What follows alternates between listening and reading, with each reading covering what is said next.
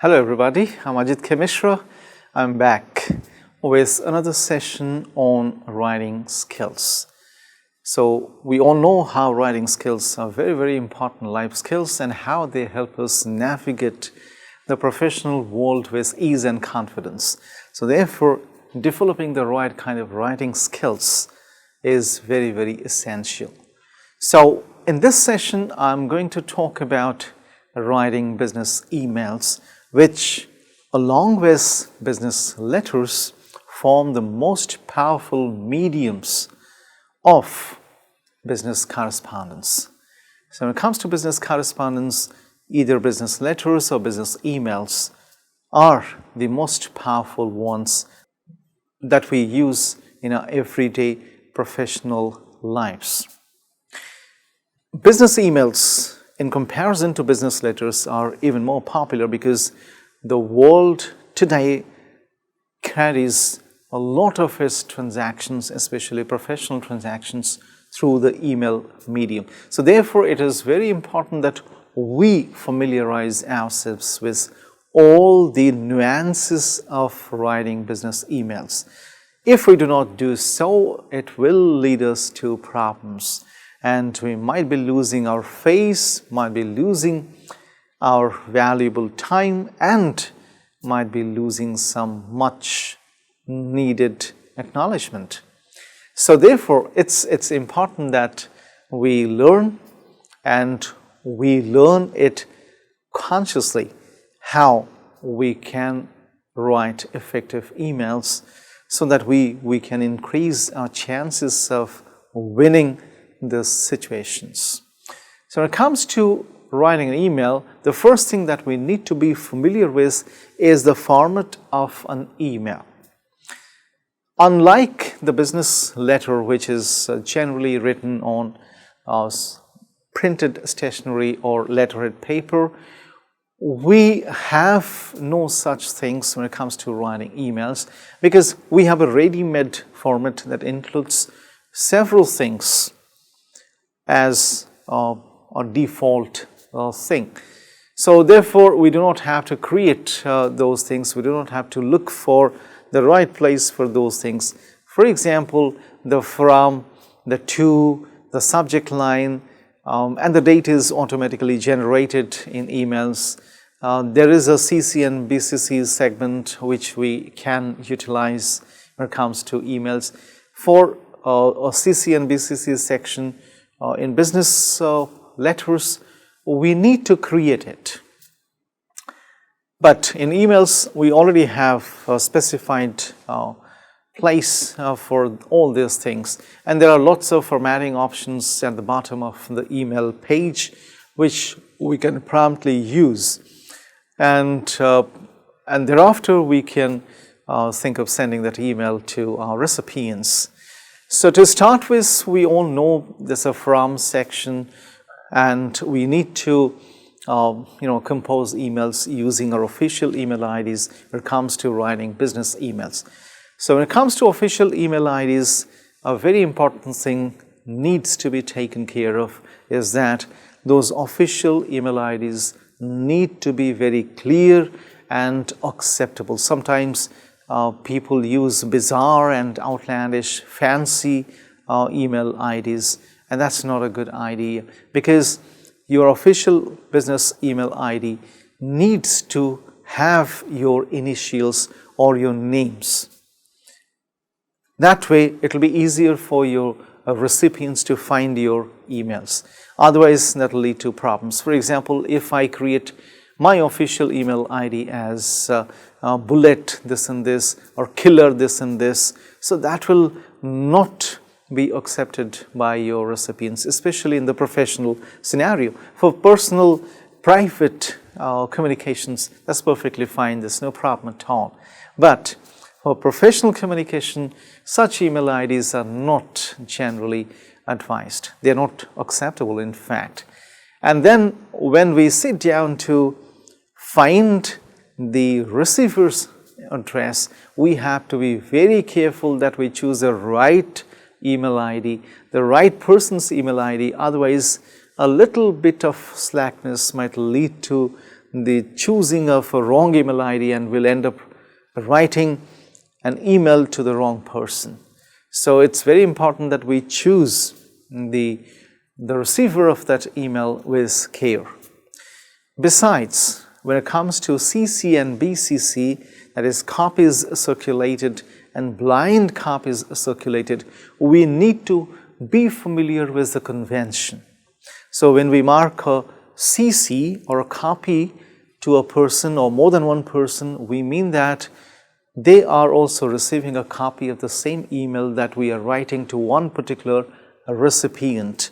So the recipient of that email is also going to be aware of who else are receiving a copy of this email or who else have received a copy of this email. But when we use BCC, the receiver of an email is not going to know who else have received or has received a copy of that email, because a BCC copy will mean that the person who receives a BCC copy will come to know who has received this email and who has written this email as well. But the receiver of that email will not receive any information about the BCC recipient. So when it comes to sending blind copies to other receivers, we need to be very, very careful about it as well. There are certain other strategies that are generally employed in order to avoid spamming or in order to block spamming of emails. For example, if I write one email and then I send it to 50 people or 100 people, and I put their email IDs in the to section, that means each of them will come to know who else has received a copy of this email. And by mistake, if one of them replies to that email, to the original sender, by clicking the reply to all tab, the same copy will be sent to all the recipients, although it may not have to do anything with the other recipients of that email. It may be something between one recipient and the original sender of that email. But if the reply to all tab is selected by the sender, it will go to all the recipients of the original email. So that way, if 10 people reply by using the reply to all button, it will lead to lots of spamming and it will irritate all the recipients badly. So therefore, it's a good idea that we generally send the original copy to ourselves and then we mark all others in the BCC, so that even if somebody writes back or replies by using the reply to all tab, it will not be spammed. So in order to check spam, people also use the BCC option. But the BCC option needs to be chosen with care and caution, because if not done so, it can lead to problems. As we come to the main body area of the email, we come across the subject line, which is very, very important. We have to take care of the subject line because that will be the attention line of our emails. And we cannot afford to write lengthy subject lines, vague subject lines, ambiguous subject lines, because people are first going to read the subject line. And if you have noticed it, most often our inboxes generally show some part of the subject line when we are browsing through our emails we have received. So we generally decide whether or not to read an email by looking at the subject line. So if the subject line is concise, crispy, straight, simple, it will send your message clearly to your readers. So the subject line is very, very important here. Thereafter, as we enter the blank area, segment of the email page, we can start with a salutation, the same way as we start our salutations in business letters. We can start with a salutation, and then we can enter the main body of the email. Then we come to the call to action segment, and then we go to the complimentary close. I look forward to hearing from you. Most often we come across complimentary closing lines written in this manner. I thank you in anticipation. That's bad. That's not at all acceptable. So I'm looking forward to hearing from you by tomorrow, because I cannot demand that from my reader. So I can always write, I look forward to hearing from you soon, but then I cannot mention a date or a day by when I would like to hear from my receiver, unless we are the authority and we are directing somebody to comply with our orders. So that's not a good idea. So this closing line is very, very important. This complimentary closing line, in fact. There are people who also write, thanking you in advance. Why should we thank somebody in advance? And if that thing doesn't happen, are we also going to thank the person? So there is no need to write such bizarre statements in the complimentary closing segment of an email, or even the business letter as well. So when we move a little down, we can see the formatting section of the email that gives us access to different types of fonts, different types of font sizes, and the boldface, the italics, and the underline segment as well. So that also walks us through various other types of alignment options, bullet point options, quotation options, and various other things. So that is how we generally compose our emails, and then we send them.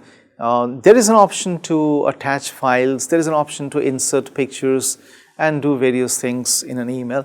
We need to be very, very careful while composing emails, because these options give us some power, but they also mean that we observe some restraint while using or exploring these options. If that doesn't happen, we might land up in trouble. So that's the idea. There are a few very important elements of an email that all professional writers of emails are supposed or expected to take care of. I'll be walking you through those important elements one by one. So let's start with the first important element, and that is the subject line. The subject line is the most important thing, I have already told you all, because it actually to a large extent determines whether your email will be read, be opened and read or not. So the subject line has to be very, very clear and straight. So it cannot be vague, like regarding meeting. So what kind of meeting? Which meeting? Which day? It cannot be so vague. It cannot be very, very ambiguous. Our meeting. So regarding our meeting. So who are the other members? Is it between one person and the other person, or there are some other person? Because our can include more than one person, more than two, more than three, more than 10. So if I mention regarding our meeting next month, so it's very ambiguous. What does this our stand for? Similarly, when it comes to the other aspects of a subject line, for example, a subject line cannot be very, very lengthy. There are certain emails that have the subject line which is very, very lengthy. Sometimes you feel like you're reading the main body of the email in the subject line itself. So that's not at all a good idea. The subject line must give an indication of what can be expected in the main body of that email. So therefore, it's important that we create a subject line that summarizes the intention of our email in usually 7 to 8 words. That's a standard practice. It doesn't mean that it should not be less than 7 and more than 8 words. But then that's a standard practice. It should be not more than 7 to 8 words. In those words, we need to summarize the intention of our email. For example, if it's a meeting next month, the meeting of the selection committee next month. So we know the selection committee members, so we know who are the people who will be meeting then. And then, the subject line actually acts as the identifier of the nature of that email. So is it about meeting? Is it about a piece of information? Is it about inquiry? Is it about complaint? Is it about any other type of communication? So what is the nature of that email gets identified through the subject line. So the subject line is very, very important. I can give you an example of this to suggest how an effective subject line can be drafted. So for example, a meeting was held some time back and now the minutes are being circulated. So the person who are circulating the minutes can always write and in the subject line, minutes from the meeting on this and this, fine. Or update on developments in the XYZ project. So if you want to give an update to people, the stakeholders, then you can always write update on development in the XYZ project. So XYZ can mean anything. So you're giving an update. You are circulating the minutes of a certain meeting. You are informing somebody. So this is how we can create a powerful subject line for our emails. So these are some of the most important things that are very closely associated with business emails. And once we begin to take care of all these things, the writing of business emails will become an enjoyable activity and we can ensure that our business emails reach our clients, our recipients in the same way as we wish or want them to be. That's all in this session. I'm sure you have taken note of these important aspects related to the composition of business emails and you're going to explore these things yet further. So when I meet you the next, I'll be talking about some more important things associated with writing strategies. So thank you for joining me. Bye-bye.